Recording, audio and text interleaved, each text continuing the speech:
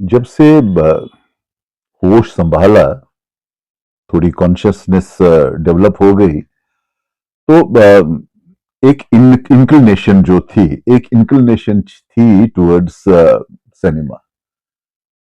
तो my parents, my father particularly, वो बहुत ही लिबरल हुआ करते थे, हमको ले जाते थे, छुटपन में ही ले जाते थे अपने साथ। चलो ये फिल्म दिखाओ, वो फिल्म ले जाओ। तो जब वो फिल्म देखते थे, तो एक अजीब सा एक माहौल क्रिएट होता था माइंड में, कि इंसान सोचता था कि यार काश मैं क्यों नहीं, मैं भी ऐसा ही बनना चाहता हूं, मैं भी इनके जैसा बनना चाहता हूं। खैर, वही सोच पनपी पनपी, तो फिल्मों का जो मेन इन्फ्लुएंस था, वो इन्फ्लुएंस माइंड में रहा, इन माई सबकॉन्शियस माइंड। बाकी स्कूलिंग वूलिंग वगैरह उसके साथ साथ, अब उसके साथ थोड़ी सी डेवलप हो गई कि अब कोई मिमिक्री स्टार्ट की, या कोई, आई रिमेम्बर कॉलेज के दिनों में मैं मिमिक्री किया करता था। तो मेरे जितने भी संगी साथी थे, दे यूज्ड टू बार बार वो फरमाइश उनकी आती थी, यार ये वाला डायलॉग सुनाओ, ये वाला सुनाओ, ये वाली आवाज तुम बिल्कुल बराबर निकालते हो।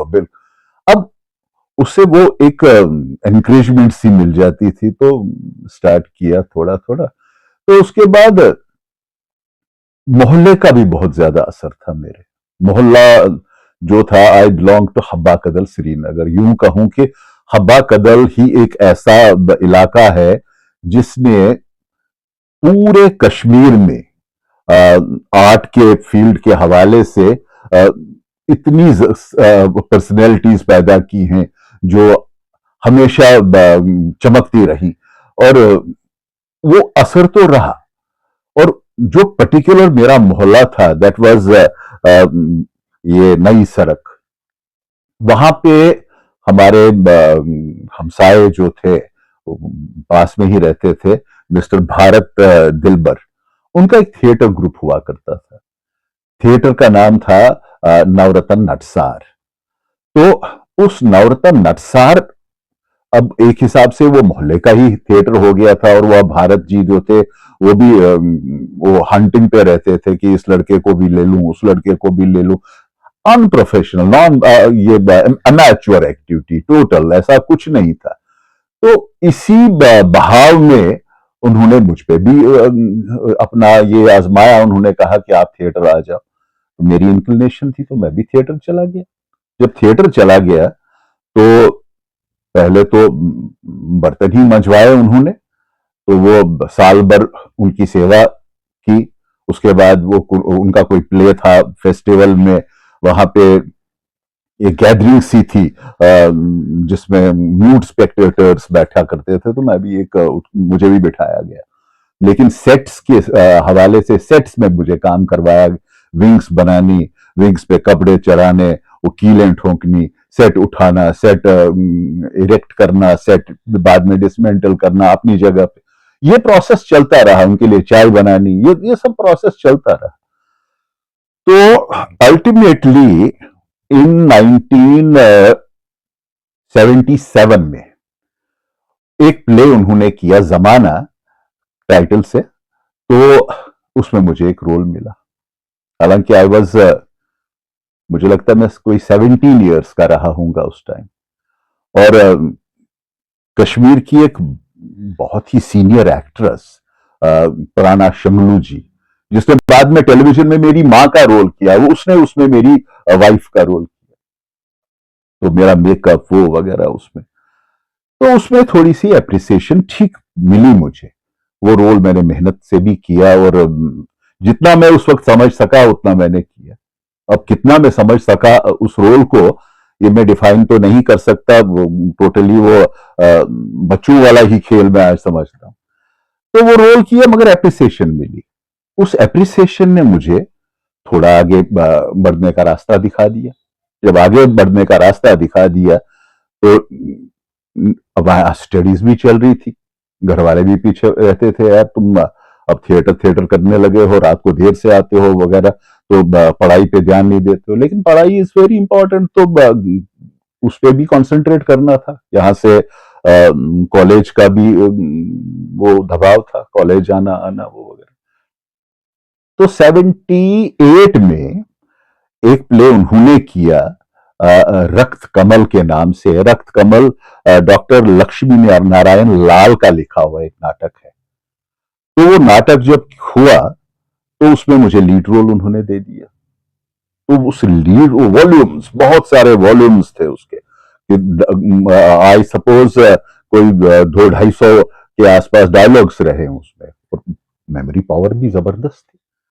तो मेमोरी पावर तभी तो जब आपका इंक्लिनेशन किसी फील्ड में रहता है तो आप उसको अच्छी तरह से अडेप्ट कर लेते हो। तो उस प्ले में मुझे एक्टिंग का अवार्ड मिला। तो इसने मुझे बहुत ज्यादा इंकरेजमेंट दी। इस एनकरेजमेंट को लेके ही मेरा सफर आगे बढ़ता गया। उसके बाद ये आई रिमेम्बर, फिर थिएटर के प्लेस तो चल रहे थे, थिएटर के प्लेस करते रहे। उसके बाद आंधी और घर, पैसा बोलता है, और भी कुछ ऐसे नाटक थे उस ग्रुप के साथ मैंने किए। लेकिन असली तौर पे जहां मेरी टोटल रिकॉग्निशन जो बनी इन द फील्ड, वो बनी 1981 में। 1981 में एक ग्रुप के साथ मैंने प्ले किया। हाँ, ये बताना जरूरी समझता हूं कि I used to be a freelancer. ये जितने भी थिएटर ग्रुप, वो एक प्राइम टाइम था जिसको golden era of Kashmir theatre कहा जाता है। उस वक्त कितने ही अच्छे अच्छे ग्रुप्स थे, कितने ही अच्छे कलाकार थे, डायरेक्टर्स थे, और उन सीनियर्स को वॉच करके बहुत कुछ सीखने को मिलता था। खैर, 1981 में प्ले किया मणिमधुकर का दुलारी बाई।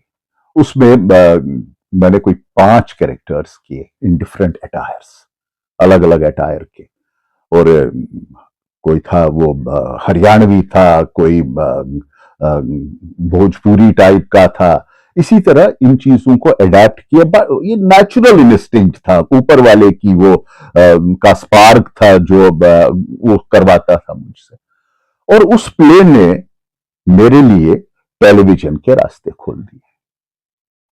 तो टेलीविजन में, हालांकि मैं कोई ऑडिशन तो नहीं था, ऑडिशन भी नहीं किया था, तो on special permission very next year, उसके बाद नेक्स्ट ईयर जब प्ले किया था मैंने एक और द्रोणाचार्य में जेलखानी साहब थे, अशोक जेलखानी साहब ने मुझे स्पॉट किया। हालांकि उससे पहले मुझे जयकिशन जुत्शी साहब ने भी स्पॉट किया था। ये दूरदर्शन के दिग्गज producers, film makers and serial makers में हुआ करते थे। तो इन्होंने मुझे स्पॉट किया। तो अशोक जेलखानी साहब ने, उनके पास एक सीरियल आया था, कश्मीरी का सीरियल था, हरुद के नाम से। तो उन्होंने मुझे हरुद के सीरियल में कास्ट किया एज ए मेन एक्टर। कोई ऑडिशन नहीं, on special permission. I remember उन दिनों 50 रुपए फीस हुआ करती थी एक नए आर्टिस्ट की, 50 रुपीज। बट ही मैनेज्ड, उन्होंने फाइल पे वो अप्रूवल ले ली कि सिंस इसका कंसंट्रेशन ज्यादा है, काम ज्यादा है, और इसलिए इसको बेस प्राइस 75 रुपीज दे दीजिए। तो 75 रुपीज से मैंने स्टार्ट किया। और हरुद क्रिएटेड हिस्ट्री। हरुद का इंपैक्ट जो था वो ऐसा ही इंपैक्ट रहा जिस तरह बाद में महाभारत और रामायण का इंपैक्ट था ऑल ओवर कंट्री। ये दुकानें बंद हो जाती थी, ट्रैफिक रुक जाता था और लोग सारे भागते थे सीरियल देखने के लिए। सेम थिंग हैपेंड फॉर हरुद इन कश्मीर। कश्मीर में भी खैर उन दिनों टेलीविजन ज्यादा नहीं हुआ करते थे, टेलीविजन सेट्स नहीं होते थे लोगों के घरों में। तो जहां पे भी मोहल्ले में 2-3 घर ऐसे थे, वहां पे मेला लग जाता था, हम भी जाते थे, मैं भी जाता था। मेरा तो स्पेसिफाइड था, मेरे फ्रेंड के घर में टीवी था तो मैं भी वहीं चला जाता था देखने के लिए। तो गांव में कम्युनिटी हॉल्स में टेलीविजन बाहर लगाते थे और पूरा गांव बैठ के देखता था। That was a family oriented story. तो इसने मेरा मुझे बूस्ट किया और हब की वजह से ही मैं आगे बढ़ पाया। उसके बाद प्रोसेस चलता रहा और नॉर्मली नौकरी भी की। नौकरी के साथ साथ टेलीविजन में भी सक्रिय ही रहे और ये प्रोसेस चला। उसके बाद बहुत सारे सीरियल्स किए और almost all I will tell you जितने भी दूरदर्शन श्रीनगर में फिल्म मेकर्स थे, प्रोड्यूसर्स थे, उनके साथ मैंने काम किया, सबके साथ। और मैं सबका चहीता बना। ऐसा भी रहा एक बार कि जब फी एनहेंसमेंट होनी थी, उन दिनों मेरी फी 100 रुपीज थी। तो 100 रुपीज प्रोड्यूसर्स रिकमेंडेड भी कि एक इंक्रीमेंट मिलती थी 25 रुपए की। That means from 100 rupees I had to go to 125 rupees. But on special recommendations उनकी, उसके I was placed on in the scale of 150 और मेरे साथ निर्मला धर जी वो भी 150 में आ गई। तो ये एनकरेजमेंट्स जब चलती रही तो प्रोसेस, जिंदगी की गाड़ी ऐसी ही चलती रही। लेकिन इस चीज को हम प्रोफेशन नहीं बना सके, क्योंकि इस चीज को प्रोफेशन बनाना उन दिनों इट वाज नॉट पॉसिबल। कोई एवेन्यूज नहीं थे, स्ट्रगल बहुत थी। अगर बाहर चले जाते तो बहुत ज्यादा स्ट्रगल, उसके लिए हम तैयार नहीं थे। यहां से नौकरी भी लग गई। जब नौकरी लगी तो नौकरी के साथ भी इंसाफ तो करना था। तो नौकरी करते करते थोड़ा जितना भी टाइम बचता था वो हम ये अपना टेलीविजन को देते थे और थिएटर को भी। थिएटर मेरा साथ साथ चलता रहा। ये प्रोसेस 90 तक रहा, 1990 तक। उसके बाद माइग्रेशन, हमें कश्मीर से निकलना पड़ा। हम जम्मू आ गए और जम्मू में भी प्रोसेस चला। उन दिनों काम बहुत था। उन दिनों कमीशनिंग होती थी दूरदर्शन में। commissioning different private producers used to get work, they used to get serials and films to make, और उसमें भी बहुत ज्यादा कंसंट्रेशन लोगों का रहा, प्रोड्यूसर्स का रहा कि मैं उनके साथ काम करूं। और बहुत सारे प्रोड्यूसर्स के साथ मैंने उसके बाद भी काम किया।